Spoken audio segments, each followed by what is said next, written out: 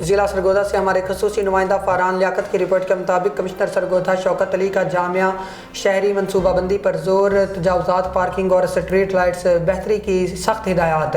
Commissioner Sargodha division Shaukat Ali نے کہا ہے کہ شہر کی بہتری اور خوبصورتی کے لیے جامع اور مربوط منصوبہ بندی ناگزیر ہے۔ انہوں نے ایم ڈی ہارٹیکلچر ایجنسی اور سی او میونسپل کارپوریشن کو ہدایت کی کہ شہر میں پارکس کی حالت بہتر بنائی جائے، تمام اسٹریٹ لائٹس مکمل طور پر فعال ہوں، تجاوزات کا مسئلہ مؤثر انداز میں حل کیا جائے اور صفائی کے نظام کو مزید بہتر بنایا جائے۔ سرگودا کے کمشنر نے مزید کہا کہ داخلی اور خارجی راستے صاف، کشادہ اور خوبصورت ہونے چاہیے کیونکہ یہی شہر کا پہلا تاثر ہوتے ہیں۔ انہوں نے واضح کیا کہ تجاوزات کے خلاف کارروائی کا مقصد کسی کا روزگار ختم کرنا نہیں بلکہ شہری نظام کو درست اور فعال بنانا ہے۔ ریڈی بازار منظم، صاف ستھرے اور بہترین طریقے سے قائم کیے جائیں تاکہ کاروبار بھی متاثر نہ ہو اور ٹریفک کی روانی بھی برقرار رہے۔